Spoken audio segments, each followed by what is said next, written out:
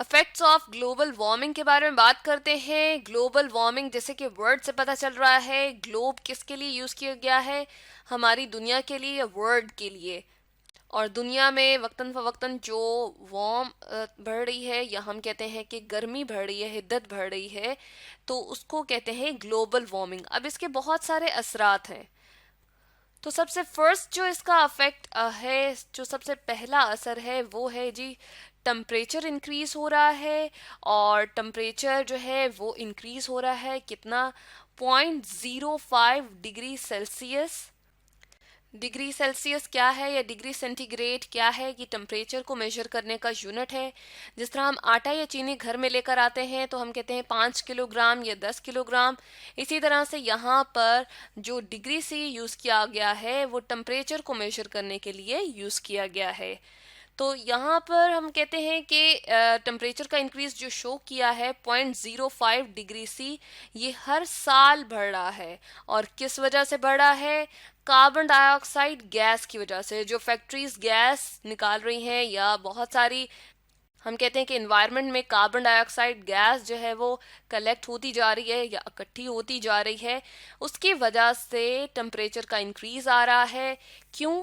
क्योंकि carbon dioxide gas और हमारी हवा में मौजूद बहुत सी मुख्तलिफ किस्म की, ख़ास किस्म की गैसेस जो हैं वो सूरज से आने वाली रेडिएशंस को अपने अंदर जज्ब कर लेती हैं। और ख़ास किस्म की ये जो रेडिएशन है वो है इंफ्रारेड रेज, जो कि एब्जॉर्ब हो जाती हैं कार्बन डाइऑक्साइड गैस के अंदर। और ये शुआएं जब जज्ब रहती हैं उन कार्बन डाइऑक्साइड गैस के मॉलिक्यूल्स के अंदर, तो टेम्परेचर को इंक्रीज कर देती हैं। तो हाई टेम्परेचर यहाँ पे, जैसे कि फर्स्ट हम इस पिक्चर के अंदर देख रहे हैं, हमने लेबल किया हुआ है।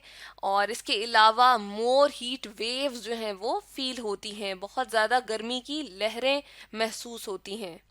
अब इसके नतीजे में क्या होता है, जब गर्मी बढ़ रही है तो आइस टॉप्स या स्नो टॉप्स जितनी भी हैं वो पिघलना शुरू हो जाएंगी। तो मेल्टिंग ऑफ आइस या स्नो कैप्स, हम इसको यहाँ पर देख रहे हैं कि सेकंड पॉइंट हमने मेंशन किया है। और यहाँ पर तस्वीर में भी हमने शो किया है कि लेस स्नो एंड आइस रह जाएगी यहाँ पर टॉप के ऊपर। अब गर्मी की लहरें जब शदीद यहाँ पर जोर पकड़ती हैं तो जंगलात जितने भी हैं उनमें खुद ब खुद आग लग सकती है और फूड रिसोर्सेज ख़त्म होने का खदशा होता है। तो इसके नतीजे में थर्ड हमने यहाँ पर इसका इफेक्ट लिखा है कि मोर ड्राउट्स एंड वाइल्ड फायर्स जो एक्सपीरियंस की जाती हैं, यानी कि कहत साली होना शुरू हो जाएगी। और इसके साथ साथ खुद ब खुद जो आग लगने का अमल है जंगलात में वो शुरू हो जाता है। इससे यहाँ पर मौजूद जितने भी मखलूक है, या हम कहते हैं लिविंग थिंग्स हैं, वो तबाही का शिकार हो जाएंगी। इसके अलावा फोर्थ अगर हम इफेक्ट देखते हैं तो ये है more changes in weather patterns. गर्मियों और सर्दियों का या मौसम के आने जाने में बहुत ज़्यादा तब्दीली हो जाएगी। तो यहाँ पर थर्ड हमने यहाँ पर लेबल भी कर दिया है इफेक्ट कि changing rain and snow patterns. इसके अलावा बारिश के होने में और बर्फ़बारी होने में भी बहुत ज़्यादा तब्दीली आ जाएगी, यानी कि इनके औकात जो हैं वो तब्दील होते जाएंगे। किसी ख़ास पैटर्न से नहीं होगा, बल्कि इनका पैटर्न जो है वो ख़राब हो सकता है, दरहम बरहम हो सकता है। वेदर पैटर्न्स के चेंज होने से ही स्ट्रॉन्गर स्ट्रोम्स आएंगे, यानी कि शदीद किस्म के तूफान आएंगे और यहाँ वाली जितनी भी पॉपुलेटेड एरिया है उनको तबाह कर सकते हैं। इसके बाद जब यहाँ पर आइस कैप्स और स्नो कैप्स जो है वो पिघलते रहेंगे, या यहाँ पर बर्फ़ के ज़खायर जो हैं वो पिघल पिघल के यहाँ पर शामिल होंगे, तो सी लेवल जो है वो राइज कर जाएगा। सी लेवल के राइज होना जो है वो किस वजह से है, वो ग्लोबल वार्मिंग की वजह से है। इसकी वजह से क्या होगा, जब वाटर लेवल इंक्रीज हो जाएगा तो इसके आसपास वाली आबादी में पानी ही पानी हो जाएगा, यानी कि पानी जब ज़्यादा आ जाएगा तो वो जगह रहने के काबिल नहीं रहेगी। सिक्स्थ इफेक्ट हम यहाँ देख रहे हैं कि जैसे जैसे हीट वेव ज़्यादा होती जाएंगी तो ओशंस जो हैं वो गर्म से गर्म होते जाएंगे, और यहाँ पर रहने वाली आबी मखलूक जो है उसके लिए रहना मुश्किल हो जाएगा।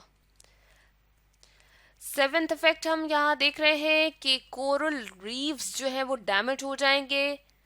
और ये कोरल रीफ्स जब डैमेज हो जाएंगे इस ग्लोबल वार्मिंग की वजह से, ये ख़ास किस्म के हार्ड स्टोनी हम कहते हैं कि सब्सटेंस होते हैं। तो इसके अंदर जो है बहुत छोटी छोटी आबी मखलूक रहती है।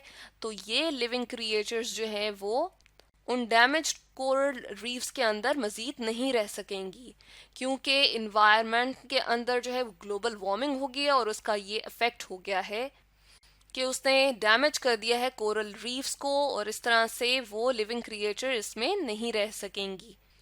इसके अलावा प्लांट लाइफ को अगर देखें तो काफ़ी हद तक वो चेंज हो जाएगी, इनके लाइफ साइकिल जो है वो तब्दील हो जाएंगे, यानी कि कब इसका बीज बोया, कब फूल निकलेगा, ये तमाम मामलात जो हैं वो तब्दील हो जाएंगे। किस वजह से? ग्लोबल वार्मिंग की वजह से। इसके अलावा नाइन्थ इफेक्ट हम देख रहे हैं कि थॉइंग पर्मा फ्रॉस्ट हो रहा है। और थॉइंग सॉरी पर्मा फ्रॉस्ट क्या है? ये मेल्टिंग ऑफ फ्रोजन ग्राउंड है, यानी कि ख़ास किस्म के ये जो एरिया है इसमें क्या होता है कि मिट्टी की तह के नीचे हम देखते हैं कि फ्रोजन ग्राउंड होते हैं, यानी कि अंदर कहीं इस तरह से बर्फ के तोदे होते हैं। जब ग्लोबल वार्मिंग बढ़ती है तो ये पिघलते जाते हैं और यहाँ वाली जो ज़मीन है वो अंदर को धंस जाती है।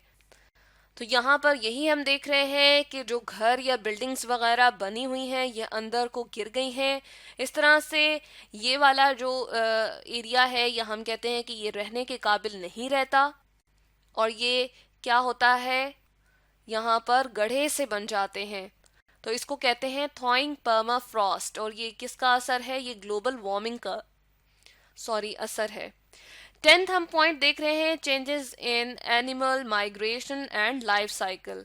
जितनी भी मखलूक है हम देख रहे हैं कि परिंदे हैं या यहाँ पर एनिमल्स अगर मौजूद होंगे तो हीट वेव्स ज़्यादा होने की वजह से क्या होंगे, वो अपनी जगह छोड़ के इन पोल्स की तरफ जो है वो मूव करना शुरू कर देंगे। तो populated area no longer habitable, यानी कि वहाँ नहीं रहेंगे एनिमल्स या बर्ड्स, बल्कि वो माइग्रेट कर जाएंगे, वहाँ से मूव कर जाएंगे।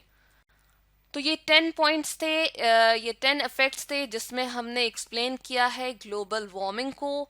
तो ये थे हमारे पास इफेक्ट्स ऑफ ग्लोबल वार्मिंग।